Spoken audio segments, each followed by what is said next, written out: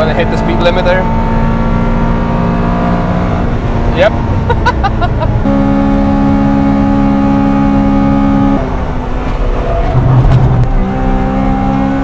The Alpha is going out, and the plan was, you're a bit too late, unfortunately. Yeah, because Andrea saw the EK9 standing. He was like, oh, should we go for a lap together? Like, yes, but I already done a lap. So no Alpha in this video, unfortunately. But yeah, EK9, the best hot hatch ever made. No offense, but I'd rather drive this than this. I will also drive this, but this, I mean, you know me, EK9 is the OG. The very first Type R ever made, B16 engine. Back in the days, everyone was complaining because it's the same era as the old R33s, R34s, lots of boost and power. But this was just 100, how many powers? 185. 185, yeah. And non-existent torque, you could probably maybe say. Yeah, you really need to work it, yeah. Yeah, you need to really work it. Yeah. But today, when everything is going back to basics, to the actual emotion of driving, this is, as I mentioned, for me, possibly the best hot hatch ever made. Lightweight, emotional, and you need to work to drive because the horsepower is not there to push you. You need to actually drive it. So yeah, the very first Type R that Honda has made, in essence, similar to the EK3, 4, and you name it, but EK9. The main difference is the seam welded chassis when it comes to the chassis and other components, and of course the B16 engine with 1.6 liter as mentioned.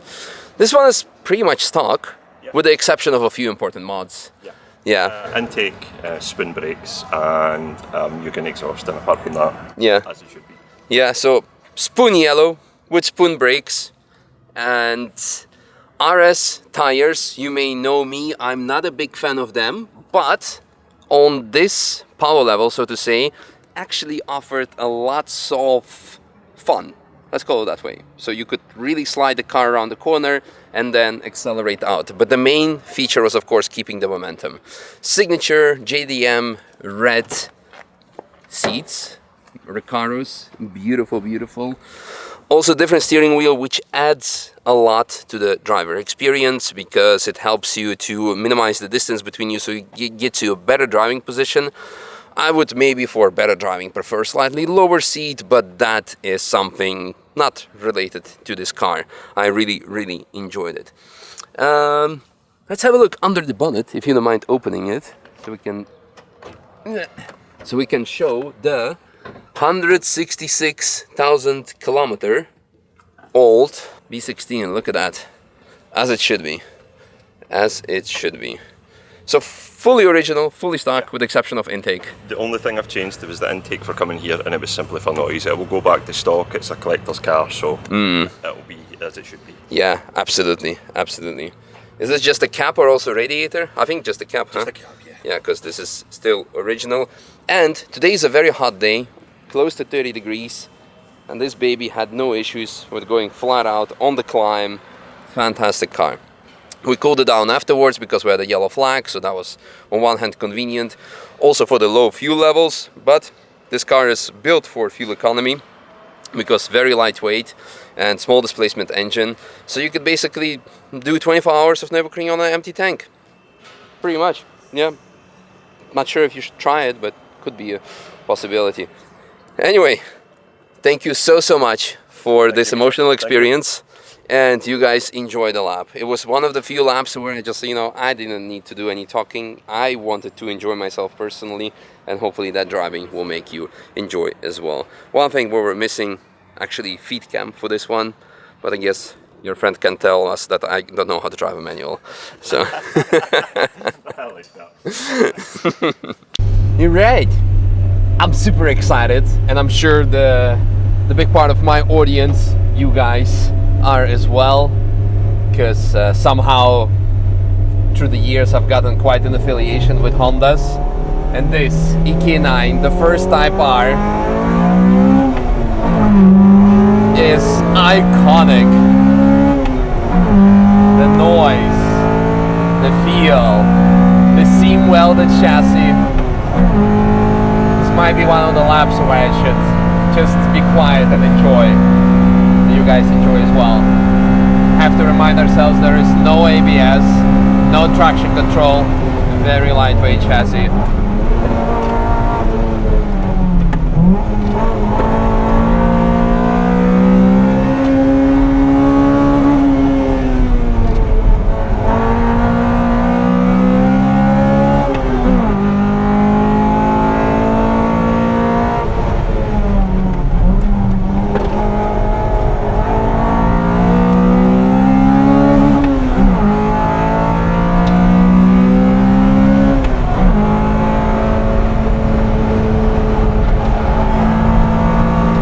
Just lift, no brake.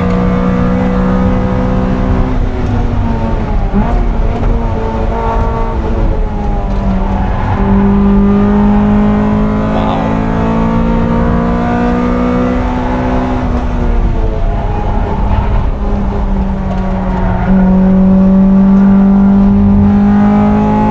The range of VTEC is a bit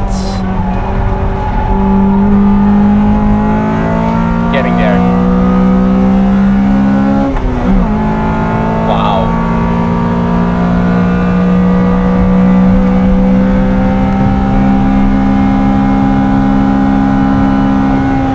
On the shift.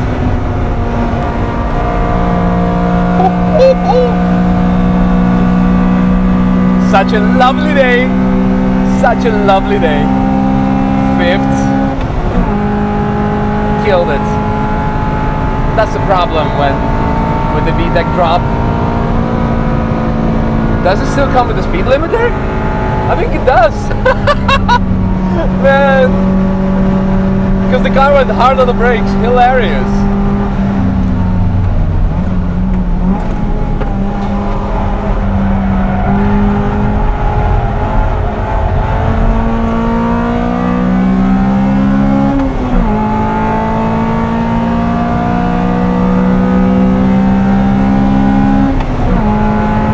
I'm gonna hit the speed limiter.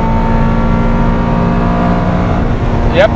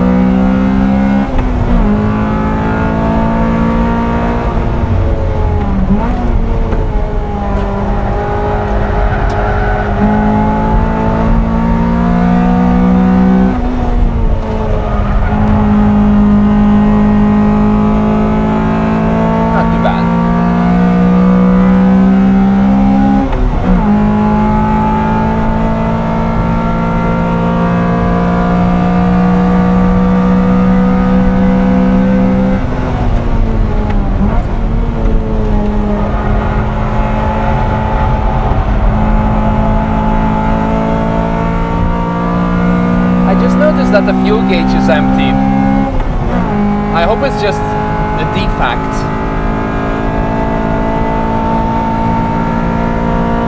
And that we won't be empty.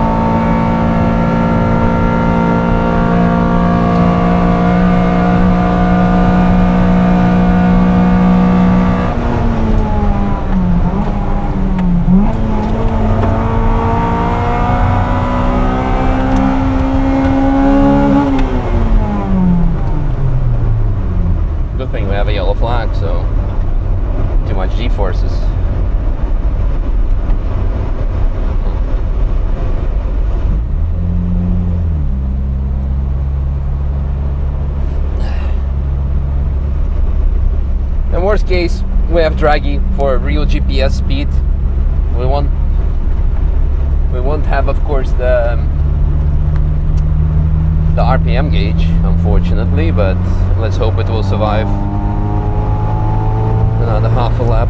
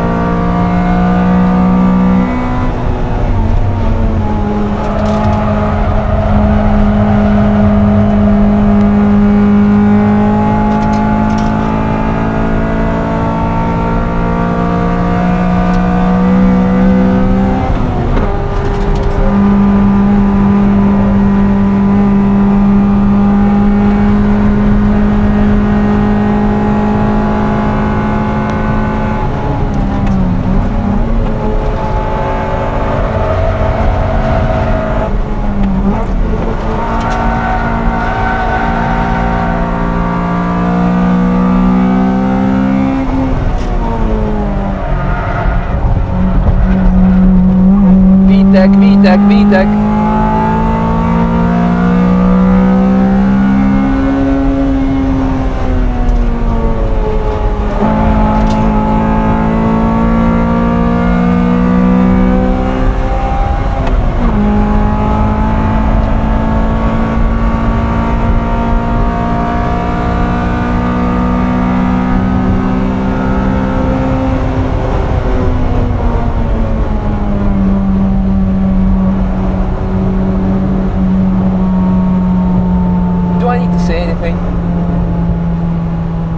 This is the best hot hatch ever made, honestly.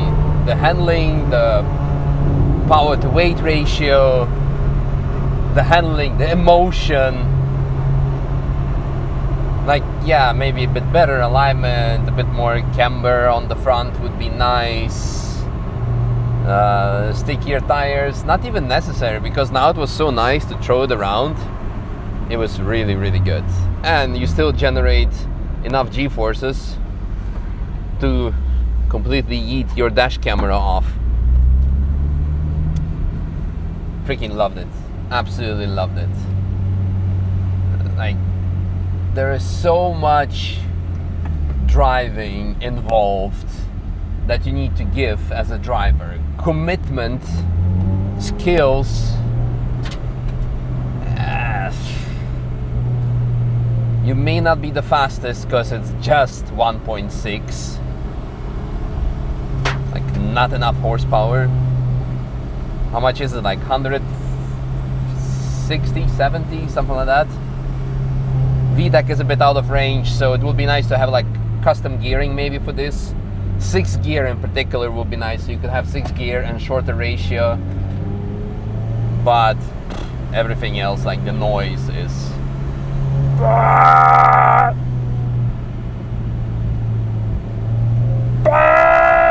would rev it, but there's a person walking and I do not want to give anyone permanent hearing damage. Love it, love it, love it, love it, love it. Phenomenal. And almost empty and clear track. Just towards the end, yeah, one yellow, but it came in handy because we put the camera back. and almost no traffic at all. Love it. Cannot wait to finish my Honda. Eventually. Maybe next year. Oh yeah.